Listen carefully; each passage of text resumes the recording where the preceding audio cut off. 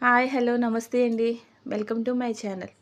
ఈరోజైతే high protein ఉన్న curry చేసుకుందాం. అది ప్రోటైజ్ అండి. గుడ్ డాట్ అనే కంపెనీ నుంచి తీసుకున్నానండి. గుడ్ డాట్ అనే కంపెనీది చాలా బాగుంటుందండి, క్వాలిటీగా ఉంటుందనేసి నేనైతే ఇది యూజ్ చేస్తాను. ఎక్కువగా ప్రోటైజ్ తీసుకున్నాను. ఇది చికెన్ కంటే మటన్ కంటే కూడా హై ప్రోటీన్ ఉంటుందండి దీంట్లో. నాన్ వెజ్ తిన్న పిల్లలకు కూడా ఇది చేసి పెడితే చాలా ఇష్టంగా తింటారు. ఇప్పుడు ఇది ఎలా తయారు చేసాలో మనం తెలుసుకుందాం. పిల్లలకే కాదు పెద్దవాళ్ళకి కూడా చాలా హెల్తీ ఫుడ్. ఇప్పుడు అవి తీసుకున్నాను కదా, నేనైతే ఈ బాక్స్తో తీసుకుంటున్నానండి. హాఫ్ తీసుకున్నాను ఈ ప్యాకెట్లోవి. అవి వాటర్ వేసి ఒక 5 నిమిషాలు నానబెట్టేసి నీట్గా కడిగేసుకున్నాను. కడిగేసుకున్న వాటిని గ్యాస్ మీద పెట్టి వాటర్లో వేసి ఉడికించానండి. ఒక 2 నిమిషాలు ఉడికించాను అంతే. ఉడికించిన వాటిని నీట్గా పిండేసుకుని ఒక ప్లేట్లోకి వేసుకున్నానండి. ఇప్పుడు దీనికోసం ఒక 4 ఉల్లిపాయలు నీట్గా పొడవుగా ముక్కల కింద కట్ చేసుకుని 4 పచ్చిమిరపకాయలు కట్ చేసి తీసుకుందామండి.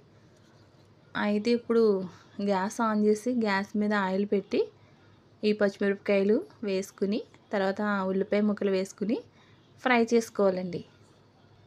ఇప్పుడు ఫ్రై అవుతున్నాయి కదండి ఉల్లిపాయలు.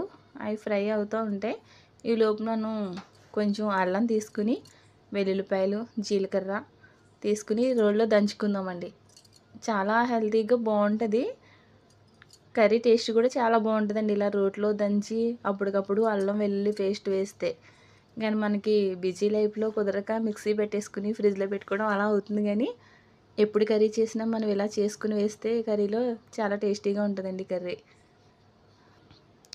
ఇలా ఇవి దంచుకోవాలండి. అయితే ధనియాలు కూడా వేసి దంచుకోవచ్చు, కానీ ధనియాలు కొంచెం తొందరగా నలగవనేసి నేను మామూలుగా మిక్సీకి వేసేస్తానండి ధనియాల పౌడర్.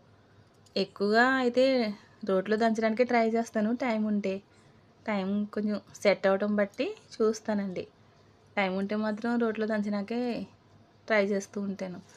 ఇవి తొందరగానే దంచితే తొందరగానే వెళ్ళిపోద్దులేండి. ఎల్లుల్లిపాయ జీలకర్ర అల్లమే కదా వేసింది. అవి తొందరగానే నలిగిపోతాయండి. అదే ధనియాలు వేసామనుకో అది తొందరగా నలగవండి. ఇప్పుడు మనం మసాలా సిద్ధం చేసేసుకున్నాం కదండి. ఈ లోపల ఉల్లిపాయలు కూడా ఫ్రై చేసుకుంటూ ఉండాలండి. ఈ మసాలా ఈ లోపల రెడీ అయిపోయింది. ఇలా కొంచెం కచ్చపచ్చగా ఉన్నా పర్వాలేదండి, కూరలో చాలా బాగుంటుంది. ఇదిగో చూడండి ఇలా నలిగింది, సరిపోతుంది మనకి. ఇలా ఇంకా వేరే రోళ్ళు అయితే ఇంకా బాగా నలుగుతాయి. ఇదైతే మామూలు దంచుకునేదే కదండి. ఇప్పుడు మనం ఉల్లిపాయల్లో చూసుకుందాం. ఉల్లిపాయలు కూడా వేగిపోయినాయండి. ఇప్పుడు ఉప్పు కారం పసుపు తీసుకుంటున్నాను. ఇప్పుడు ఉప్పు కారం పసుపు వేసండి కొంచెం ఫ్రై చేసుకోవాలి. ఇలా ఫ్రై చేయటం వల్ల కొంచెం కారం కొంచెం మనం తక్కువే వేసుకున్నా కానీ కొంచెం ఎర్రగా కనిపిస్తుందండి, బాగుంటుంది. అందుకోసం కారం ఇలా ఆయిల్లో వేసుకుని ఫ్రై చేసుకోవాలి. అదే ఉల్లిపాయలు వేపుతున్నాం కదండి, దాంట్లో వేసుకుని ఒకసారి ఫ్రై చేసుకుంటే చాలా ఎర్రగా ఉంటుంది కర్రీ.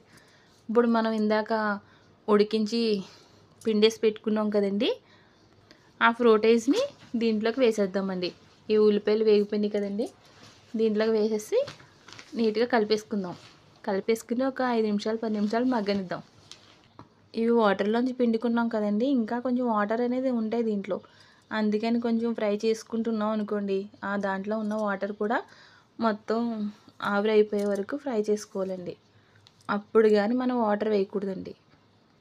ఇప్పుడు ఇలా ఫ్రై చేసుకున్నాం కదండి, దీంట్లో ఉన్న వాటర్ అంతా పోయే వరకు ఫ్రై చేసుకోవాలి.